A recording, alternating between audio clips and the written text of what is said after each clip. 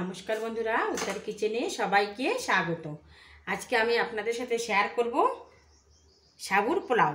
এই দেখো, সাবু আমি 4-5 বার ধুয়ে 2 ঘন্টা ভিজিয়ে রেখেছিলাম।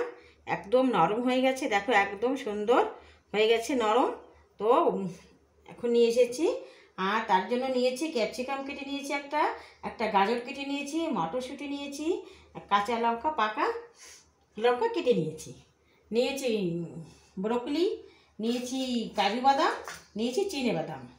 এখন ক্যাপসিকাম কটা দিয়ে দিচ্ছি, একটু হাফ সিদ্ধ করে নেব।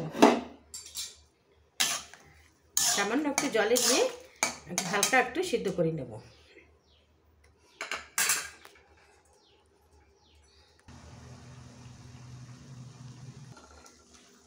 এই দেখো, আমার এটা হালকা একটু সিদ্ধ করে নিচ্ছি, আমি এখন তুলে নিচ্ছি। দেখো, এই যে আমি চিনে বাদাম কটা একটু ভেজে নেব।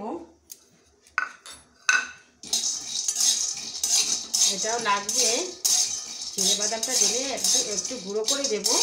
গুঁড়ো করে দিলে হেভি লাগে। এই দেখো, আমার এই যে চিনে বাদামটা ভাজা হয়ে গেছে, আমি তুলে নিচ্ছি। দেখো, আজকে আমি সাদা তেল ব্যবহার করব, সাদা তেলটা দিয়ে দিচ্ছি।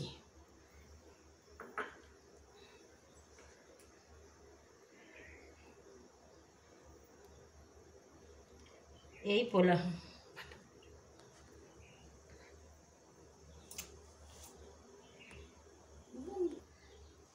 এই যে তেলটা গরম হয়ে গেছে, এখন এক এক করে সব দিয়ে দেবো। এই যে ক্যাপসিকাম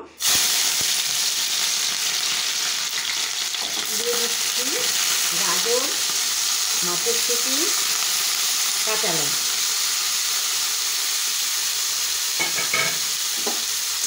সব একসাথে নেড়ে চেড়ে দেবো।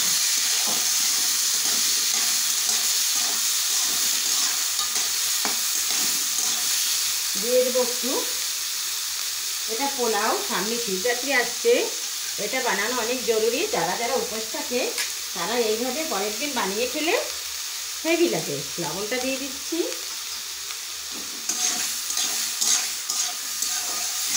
দিয়ে একটু ভেজে নেব।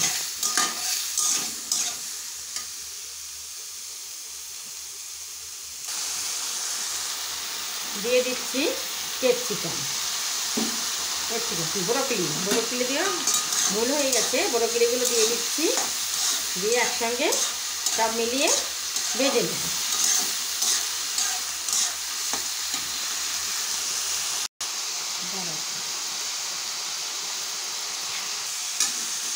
এই দেখো বন্ধুরা, যে হয়ে আসছে, আমি এখন সব ব্রোকলিগুলো একদম গলে গেছে।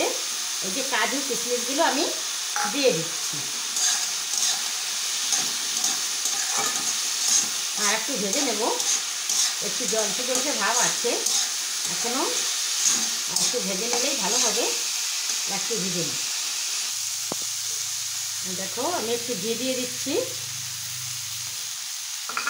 ঘি দিয়ে নেড়ে চেড়ে, এই যে দেখো ঝরঝরে একদম সাবগুলো কত সুন্দর হয়েছে, ঝরঝরে। এগুলো এখন দিয়ে দেব।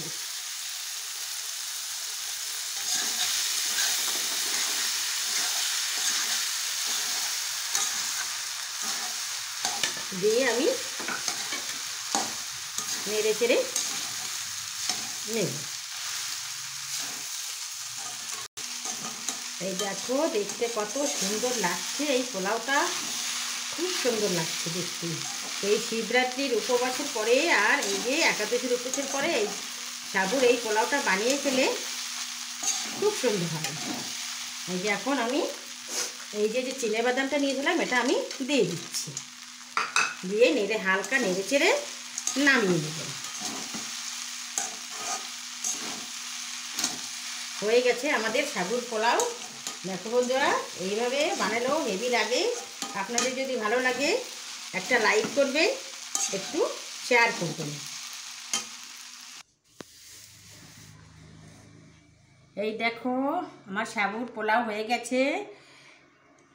এই শিবরাত্রিতে এইভাবে আপনারা সবাই বানিয়ে খাবেন, দারুণ লাগে। উপোসের পরে এইটা যদি খাওয়া হয় খুব ভালো হয়। তো বন্ধুরা একটা লাইক অবশ্যই করবেন।